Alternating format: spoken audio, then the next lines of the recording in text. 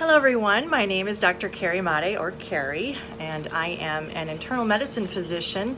I trained in allopathic and osteopathic institutions, and I served as a medical director and private clinician for clinics up until 2015 in Georgia.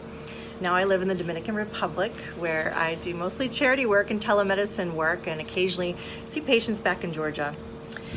For those of you who do not know me, this is a video that's following up from my last video in June of 2020, and that one is about the COVID-19 vaccine. And I felt the information was incredibly urgent for everyone around the world. It still is, and I'm really happy to see that many of you are sharing the information and doing your own critical thinking and doing your own research. So thank you very much. We need this. Before I begin with this next video, let me tell you that I have no connections or affiliations or interest to any company or government entity, and I am not getting paid or reimbursed in any way. This video is intended to share my thoughts with you, and it is not intended to diagnose or treat any individual. Please see your healthcare practitioner if you have any issues. So the theme of my last video was what makes us human. This one is freedom and truth. Let's start with the truth. The truth is that we are being lied to about the numbers of COVID-19 cases in the United States. There are many stories to validate this. Most recently in Florida, there were over 300 labs that were reported as having 100% of the tests come back positive. 300 labs. In reality, when they did the investigation, they found that less than 10% should have been positive. Guys, is that really a mistake? The Toronto Public Health tweeted in June of 2020 that the individuals who have died with COVID-19, but not as a result of COVID-19, are included in the case counts for COVID-19 in Toronto. We're seeing this in the US as well. The United Kingdom Health Secretary Matt Hancock told Public Health England to urgently review its daily COVID-19 methodology counts and death updates because its calculation was inaccurate. Other states and countries have incorrect counting as well. I'm just pointing out a few of the many examples you can find. Also, many people are coming forward and saying that they have been sent notices that they are positive for COVID-19 and never went and took the test. Maybe they went to a clinic and they sat in line and they just checked in, but they didn't get the test. Well, they're being counted as positive. There's many examples of this. Then in May of 2020, the president of Tanzania stated that there was something wrong with the test because he purposely tested fruit and goats with the COVID-19 test kits, and all of them came back 100% positive. And then in June of 2020, the initial test kits of the CDC were found to be contaminated with COVID-19. These are supposed to be sterile test kits. How in the world did COVID-19 get into the test kits? The CDC admits this. They didn't admit exactly how many tests and for how long this has been going on. The Center for Disease Control and the World Health Organization state that the false positive rate of an antibody test for COVID-19 can be as high as 50%.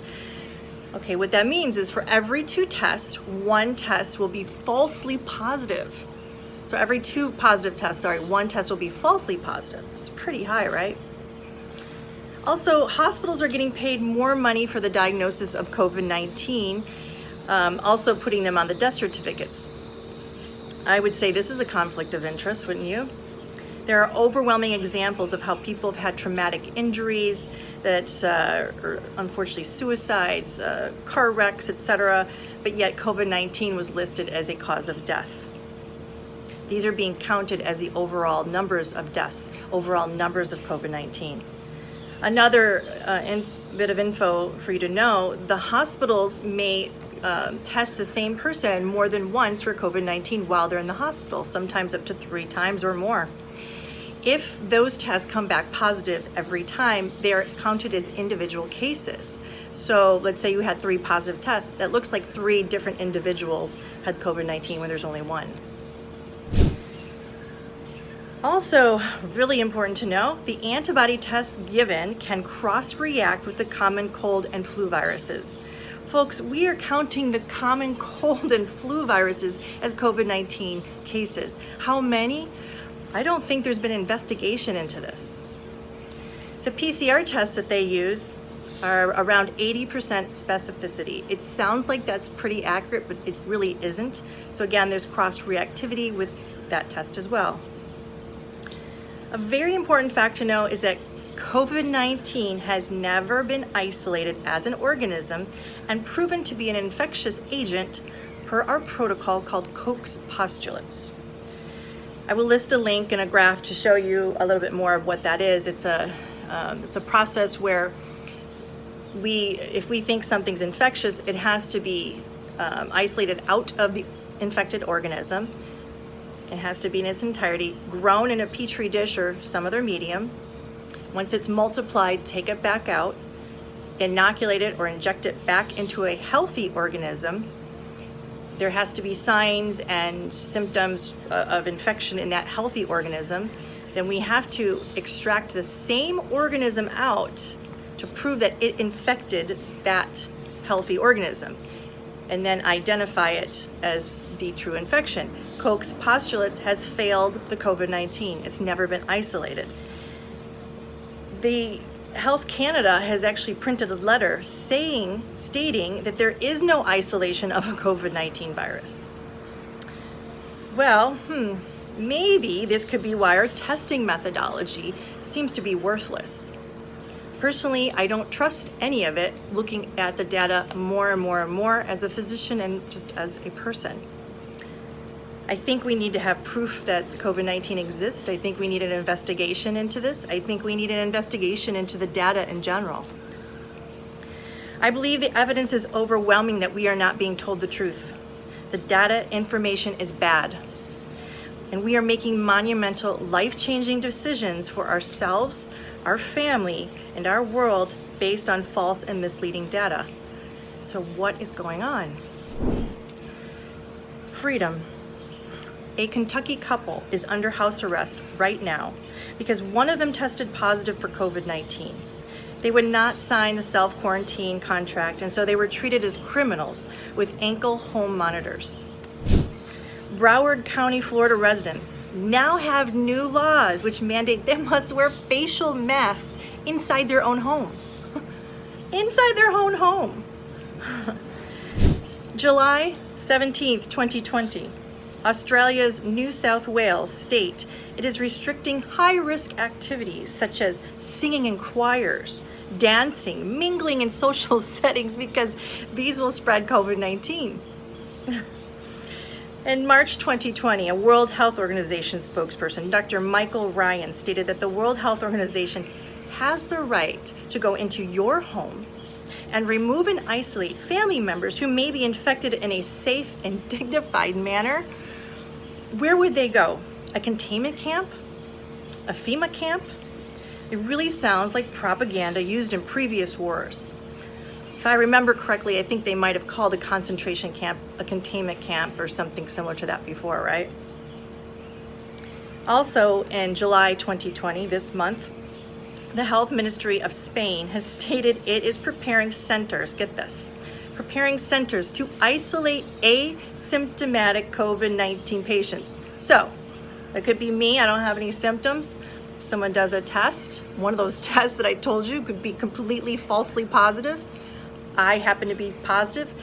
They are planning that I would go to some center? What is that? Guys, we need to speak up. This stuff's happening around the world. I'm just giving you a few examples. Mandatory vaccines.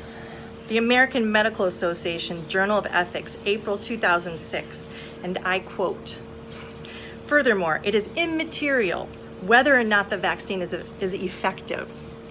So long as it is the belief of state authorities, the mandatory vaccine will promote common welfare and is a reasonable and proper exercise of a police power." What this is saying, they don't have to prove, they don't have to have evidence that it will work, but they can force it on you by police power. These things are happening and you don't know what's going on, okay? But we need to address it. And who are you trusting with your life? The CDC? Well, it owns over 20 vaccine patents, and it sells approximately $4.6 billion of vaccines per year. Sounds like a business to me, doesn't it? Bill Gates Foundation has donated over $155 million to the CDC, just FYI. By the way, our own president doesn't trust the CDC. It is now declared that all the labs go through the White House instead of the CDC. I mean, for better or worse, but it tells you that he doesn't trust the CDC. You trust the World Health Organization? Over $4.3 billion has been donated by the Bill Gates Foundation. Sounds like a little bit of a conflict of interest. How can they not be biased? Do you trust vaccine manufacturers? Well, the United States government shields pharmaceutical companies from liability for damages that their vaccines may inflict on a population. There are 2 mandates that were passed that give the vaccine manufacturers amnesty. One is a National Childhood Vaccine Injury Act of 1986. This gave broad legal immunity for lawsuits for vaccine injuries. Once a vaccine is approved and made available to the public, the manufacturer does not have a statutory obligation to actually collect and analyze safety and efficacy data, nor do the manufacturers, are they obligated to update vaccine formulas in light of new scientific advances. Pretty unbelievable, but that's not all.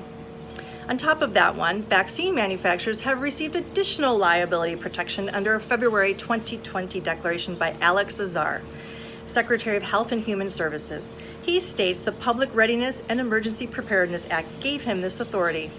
It grants immunity from suit and liability to all claims of loss for those who manufacture, distribute, administer, prescribe, or use vaccines. Do you understand? We have zero recourse for any harm that is done to us. What they're trying to say is that we don't have a choice. They will force a vaccine on us that has no proof that it will work. It's experimental. And then we have no recourse. So, what incentive do the vaccine manufacturers have in making sure their products are safe for us? Sounds like nothing, right? And guess who donates money to these manufacturers and researchers? You got it, the Bill Gates Foundation. Common theme. Now, we have a combination of players orchestrated by the U.S. Military Department of Defense, our military, under the program Operation Warp Speed. It's an interesting name. This is a plan to deliver millions of the proposed COVID-19 vaccine to people by January 2021. What is the rush, guys? They admittedly are cutting corners and skipping normal methods, these are their words, to validate safety because it is in the best interest of the public. What? Have you... I can't believe they're just outright saying this and getting away with it. Or perhaps it's proposed because there simply is no liability for these manufacturers. And guys, let's ask, why is our military involved? Also, the research that's coming back from this is pretty poor. First of all, it's only coming back from the manufacturers themselves. Do you trust them to tell you the truth? They're telling us what they find. We don't have independent review board looking over this that I know of. I don't know, where is it? And I would like to see a full research report. I haven't seen it. I've seen only bits and snips of them. And you know what? As doctors, we used to have full research reports where we'd have all the data and we would discuss and critique and pick apart and you know, have really some intelligent, critical conversations. How can we have it without knowing exactly all the methodology, every little detail about the subjects that are they're examining here or they're researching? Plus, I've seen really tiny numbers of people in these research studies. That doesn't mean anything. On top of it all, their justification for skipping safety measures is based on bad and inaccurate data from the number of causes I listed talked about before. We are risking our lives, we are risking our freedoms based on wrong data. We need to wake up to the gravity of what we are facing and join together in unity and say no to forced vaccinations. And for those skeptics out there, forced vaccination to me, mandated vaccination to me, That means that it's punishing you if you don't get the vaccine. If you don't get the vaccine, they're proposing that you cannot go to school, you cannot go to outside your house to work, you cannot attend concerts, no amusement parks, no public transportation, no airports, on and on and on. Sounds like you're on house arrest. How is that freedom, and how is that not mandating a vaccine? We need to take back our freedoms and our rights. Just a little bit more information to digest. Per the CDC's websites, the number of deaths, total deaths in the US in the last 4 years were calculated between the months of January and May. In 2017, this number was 976,000. In 2018, it was a little over 1 million. 2019, it was 989,000. And in 2020, between the months of January and May, which were the peak months for the COVID-19, so the all-cause mortality was 740,000. Those numbers mean a lot to me. I hope they mean something to you. So folks, we have a lower death count than normal for the peak months of COVID-19, at least in the United States. Number 2, we have an overwhelming evidence that the test data is inaccurate and misleading and grossly overreported. Number 3, we also have confirmation that the virus itself, COVID-19, has never been isolated and proven to be an infectious agent. So why are we losing our rights to something in the world that is less than 1% of the population, that less than 1% of the population dies from? And why is this mandated without proof that why are the vaccines being mandated without proof that they will work? And why is it an experimental vaccine that is being pushed on us? For those of you that did not see my previous video, they're proposing using brand new technology that has never ever been used on humans before. It's modified RNA and modified DNA technology that they currently use in producing genetically modified organisms, okay? The vector-based vaccines are also proposed using CRISPR technology, which again is, manipulating your DNA. There are some protein-based vaccines. I couldn't get a lot of information about them. I'm going to do more research, and then next week I will do another video more on the technologies of those. But you need to understand that this is experimental on humans, period. And the effects on us is unknown. The effects on our future generations is unknown. But it appears it will manipulate our DNA, because if it can do that to a tomato, an animal, why couldn't it do it to us, right? And just for those skeptics out there who tell me there's no such thing as DNA vaccines. Well, in March 2020, Bill Gates funded $5 million to NWO to accelerate testing and scale of Selectra, a smart device for intradermal delivery of their DNA vaccine, okay? That's documented. There's others that are doing it as well. And when they use this intradermal device, they're using microneedles, which have hydrogel. And please look at my previous video for what that means. There's another article from April of 2020. They're using an electrical zap that's called electroporation. That's to get the synthetic DNA inside of your nucleus. I mean, this is proof that they are doing these things and moving forward with them, okay?